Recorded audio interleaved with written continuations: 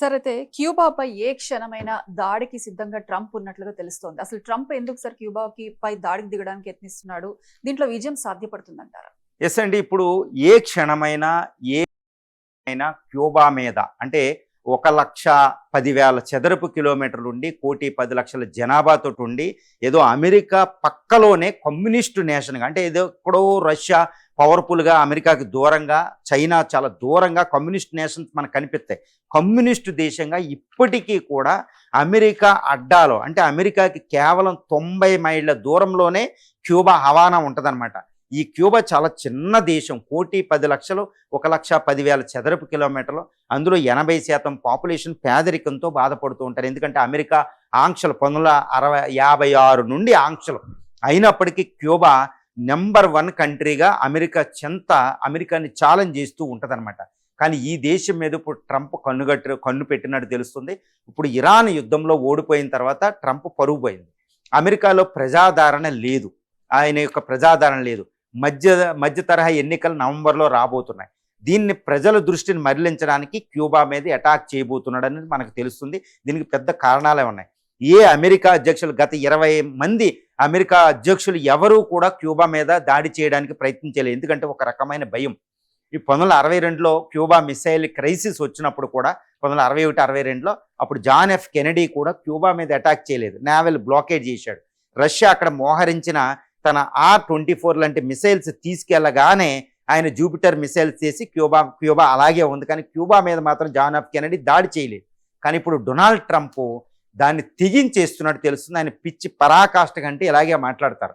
ఏదో 3-4 America అధ్యక్షులే Iran మీద attack చేయలేపారు. ఎందుకంటే ఇరాన్ ఓడిపోదు అని తెలుసు. మరి క్యూబా ఓడిపోతుందంటే ఇక్కడ ఒకటే విషయం.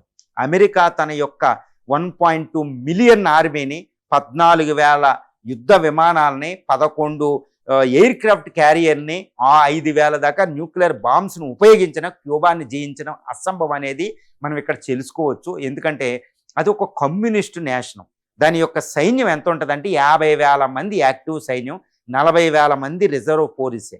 కానీ 1 మిలియన్ ట్రైన్డ్ పీపుల్ ఉన్నారన్నమాట అక్కడ. ఎందుకంటే నిర్బంధ సైనిక విద్య అనేది అక్కడ ఉంటుంది. ప్రతి వాళ్ళు కొన్ని నెలల పాటు సైనిక విద్య ఉంటుంది. వీళ్ళు ఏంటంటే ఒక గెరిల్లా వార్ఫేర్లో ఆరితేరిన వాళ్ళు.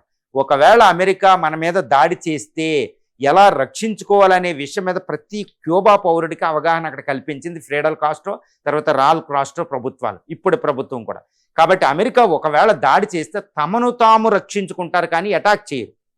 ఇప్పుడు 50,000 మంది ఆర్మీ, 40,000 మంది ఈ రిజర్వ్ ఫోర్సు, 1 మిలియన్, తర్వాత 1,00,00,000 మంది జనాలు ఏంటంటే అందులో 1,00,00,000 మందిలో 10 లక్షల మంది పౌరులు సైనిక శిక్షణ పొందిన వాళ్ళు. వీళ్ళు ఏంటంటే చిన్న చిన్న ఆయుధాలతో 495 ఐలాండ్లో అమెరికాని ముప్పు తిప్పలు పెట్టించగలరు. కానీ అమెరికా మాత్రం క్యూబాని మాత్రం స్వాధీనం చేసుకోలేదు. అంతటి ఒక అద్భుతమైన శక్తి సామర్థ్యాల పరంగా అది కూడా తన యొక్క ఎలా రక్షించుకోవాలనేది ఒక యుద్ధ వ్యూహాన్ని రెడీ చేసుకుని కూర్చుంది క్యూబా. మరి ఈ క్యూబాని ట్రంప్ ఆక్యుపై చేయగలడా అంటే మళ్ళీ ఇరాన్ మీద వేసినట్టు బాంబులు వేయగలుగుతాడు, మిసైల్ చేయగలుగుతాడు, ప్రభుత్వ కార్యాలయాలు పడగొట్టగలుగుతాడు, నాయకులను చంపగలుగుతాడు, ఇప్పుడున్న డియాజ్ ఈ ప్రెసిడెంట్ని చంపగలుగుతాడు. కానీ క్యూబా మాత్రం ఇరాన్ లొంగనట్టు లొంగదు.